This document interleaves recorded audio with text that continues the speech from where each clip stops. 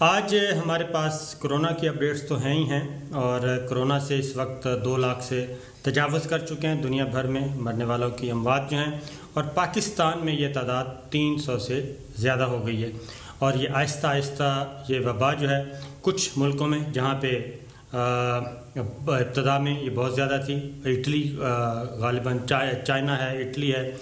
اس میں اب یہ آہستہ آہستہ نیچے کی طرف اس کی ویو آ رہی ہے، جبکہ پاکستان ابھی ان ممالک میں شامل ہے جہاں پہ ابھی اس نے پیک پہ جانا ہے۔ تو اس لیے جناب حفاظت کیجئے کرونا سے ہر طرح سے، اور جو احتیاطی تدابیر ہیں وہ اختیار کیجئے، سوشل ڈسٹنس رکھیے۔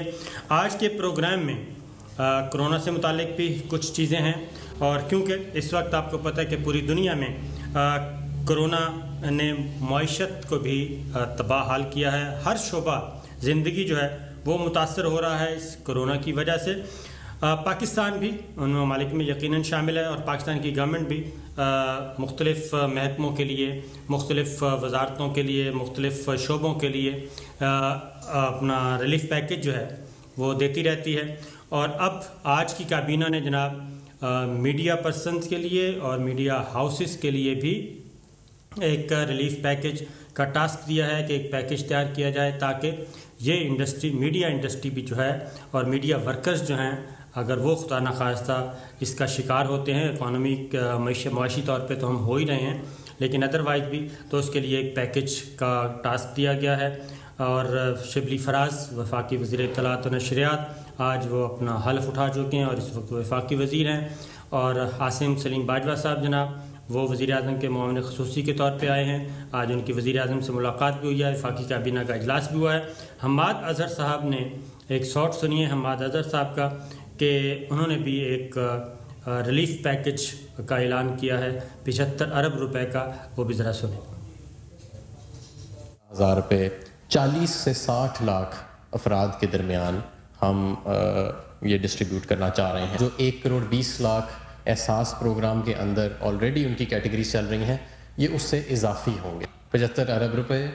ان لوگوں کے لیے جو اپنی ملازمتوں سے، اپنی دہاڑیوں سے، اپنی مزدوری سے ہاتھ دھو بیٹھے ہیں۔ ایک اور پیکیج جو آج اقتصادی رابطہ کمیٹی نے جس کو اپروو کیا، اس پروگرام کا نام وزیر اعظم کا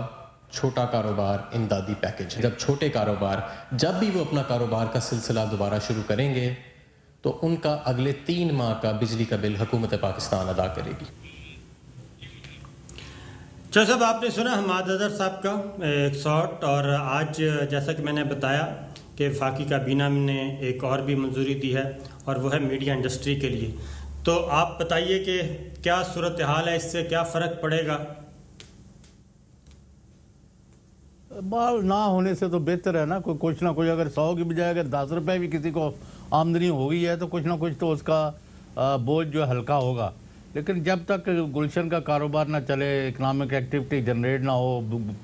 بازار نہ کھلیں، منڈیاں نہ کھلیں، لوگوں کے اوپر آمد و رفت کی پابندیاں نہ ختم ہوں، فیکٹریاں نہ چلیں، چمنیاں دھواں نہ اگلیں، اور معیشت ہے وہ اس سے پیسے نہ نکلیں، تو یہ تو بہت بڑا کرائسس ہے۔ اور پاکستان تو پہلے سے پرابلم میں آ رہا ہے نا، یہ تو نہیں ہے کہ بھئی کرونا کی وجہ سے ہو گیا، تو ہمارے لیے تو کہیں زیادہ مشکلات ہے۔ شکر کریں کہ دنیا نے اس طرح آپ کو بے یارو مددگار نہیں چھوڑا، 500-600 ارب کی کمٹمنٹ جو ہے، بلکہ آئی ایم ایف کا جو قرضہ ہے وہ 238 ارب تو یہاں پاکستان اسٹیٹ بینک کو ریسیو ہو گیا، ایشین بینک کا، ورلڈ بینک کا، دوسرے اداروں سے بھی، تو اس سے پاکستان کو کافی فرق پڑے گا۔ لیکن یہ بہت بڑا بحران ہے، اور اگر اللہ نے مہربانی کی، جس کا کہ مجھے پورا یقین ہے، تو پاکستان ایک حد سے زیادہ اموات اور مریضوں کا سامنا نہیں کرے گا، اور یہ ایک اسی دیکھتے دیکھتے یہ مڑ جائے گی یہ بیماری۔ تو اس لیے بہتر ہے کہ، لیکن میرا خیال ہے ایک مشورہ میں دینا چاہتا ہوں صابر شاکر صاحب، کہ جو لوگ ہٹ درمی دکھا رہے ہیں کہ نہ انہوں نے کوئی پابندی قبول کرنی ہے، نہ انہوں نے ماسک پہننا ہے، نہ انہوں نے سینیٹائزر سے ہاتھ جو ہے وہ دھونے ہیں، نہ انہوں نے صابن سے ہاتھ دھونے ہیں، اور 10-10 20-20 کا جنگ مگٹا، اور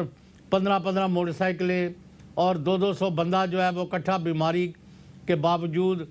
یعنی لوگوں سے اپنی امداد لینے کے لیے وہاں چینہ جپٹی کر رہے ہیں، ان کے لیے یہ اعلان کر دینا چاہیے. میں کہتا ہوں کہ جو لوگ ایسا کرتے پائے گئے ان کو فی الفور لے کے جا کے ان کے ٹیسٹ ہوں گے اور ان کو کوارنٹائن میں ڈال دیا جائے گا. یہ ان کا علاج ہے.